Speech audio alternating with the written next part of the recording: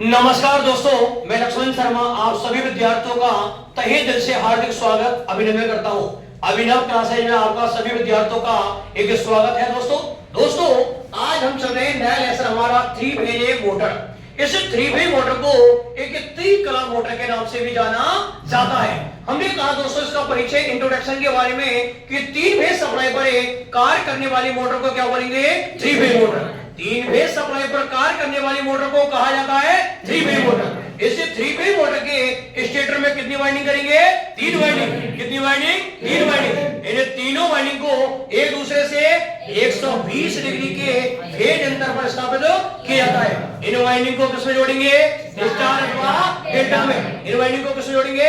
Star अथवा delta में। मैंने कहा दोस्तों 3 फेज मोटर में वोल्टेज का मान 440 वोल्ट से 450 वोल्ट होता है। 3 फेज मोटर में वोल्टेज का मान कितना होगा? 440 से 450। जबकि सिंगल फेज में कितना? 220 से 250, 220 से 250। और 3 फेज में कितना? 440 से 450। अरे दोस्तों हमने कहा जो 3 फेज मोटर है ना, इस 3 फेज मोटर के मुख्य भाग, अरे क्या नाम दिया? मुख्य भाग। और मुख्य कितने भाग है? 2। अरे बोलो 2। नंबर 1 बोलो स्टेटर। कौन सा? स्टेटर। दूसरा रोटर। दूसरा रोटर। 3 फेज मोटर के मुख्य कितने भाग है? 2। नंबर 1 कौन सा? स्टेटर। दूसरा रोटर। हमने कहा नंबर 1 स्टेटर, क्या नाम दिया? स्टेटर। मोटर के स्थायी रहने वाले भाग को, मोटर के स्थायी रहने वाले भाग को क्या कहेंगे? स्टेटर। क्या बोलेंगे? स्टेटर। इस स्टेटर को कांच आयरन का बनाया जाता है। किसका बनाया जाता है? अरे बोलो इस स्टेटर में कितनी वाइंडिंग स्थापित करेंगे? 3 वाइंडिंग। कितनी वाइंडिंग है? 3 वाइंडिंग। तीनों वाइंडिंग को एक दूसरे से कितने डिग्री पर है? 120 डिग्री पर। कितने डिग्री पर है? 120 डिग्री पर। इन वाइंडिंग को किसमें जोड़ देंगे? स्टार अथवा डेल्टा में। स्टार अथवा डेल्टा में। और ऐसे 3 फेज वाइंडिंग को 3 फेज सप्लाई के साथ साथ में संयोजित कर दिया जाता है। इन तीनों वाइंडिंग को 3 फेज सप्लाई के साथ साथ में संयोजित कर दिया जाता है। दोस्तों दूसरा भाग कौन सा? रोटर। दूसरा भाग कौन सा? रोटर।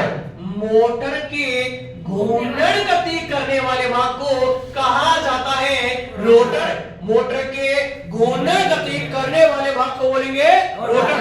क्या बोलेंगे? रोटर। यह रोटर है 2 प्रकार का। यह रोटर है कितने प्रकार का? 2 प्रकार का। यह रोटर कितने प्रकार का? 2 प्रकार का। यह रोटर कितने प्रकार का? 2 प्रकार का। मैंने कहा नंबर 1 बोलो single cage rotor. Single cage rotor. Number 1 बोलो सिंगल केज रोटर है। दूसरा बोलो डबल केज। नंबर दूसरा बोलो डबल केज रोटर है। डबल केज रोटर है। तो रोटर हमारे कितने प्रकार के? 2 प्रकार के। Number 1 single cage rotor. Number दूसरा डबल केज रोटर। मैंने कहा लगाओ ना नंबर 1 और नंबर 1 में लगा दिया सिंगल केज रोटर। क्या नाम दिया? Single cage rotor. दोस्तों सिंगल केज रोटर को खोखले एक पाइप का बनाया जाता है। सिंगल केज रोटर को किसका बनाया जाता है? खोखले पाइप का। खोखले पाइप का। ये खोखला पाइप एक कास्ट आयरन का बना होता है। किसका बना होता है? कास्ट आयरन का। किसका बना होता है? कास्ट आयरन का। दोस्तों इस खोखले पाइप में हमने कहा इसे किसका बना दिया? कास्ट आयरन का। इसमें तांबे की छड़ें स्थापित की जाती हैं। इसमें तांबे की छड़ें स्थापित की जाती हैं। इसमें किसकी छड़ें स्थापित की जाती हैं? तांबे की छड़ें। इन तांबे की छड़ों को तांबे से बने छल्लों से, तांबे से बने छल्लों से शॉर्ट सर्किट कर दिया जाता है। शॉर्ट सर्किट कर दिया जाता है।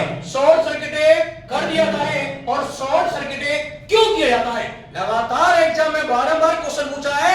इन्हें तांबे की जो छड़ें स्थापित की गई है, इन छड़ों को शॉर्ट सर्किट किससे किया है? तांबे से ही बने छल्लों से। और तांबे से बने छल्लों से शॉर्ट सर्किट क्यों किया गया है?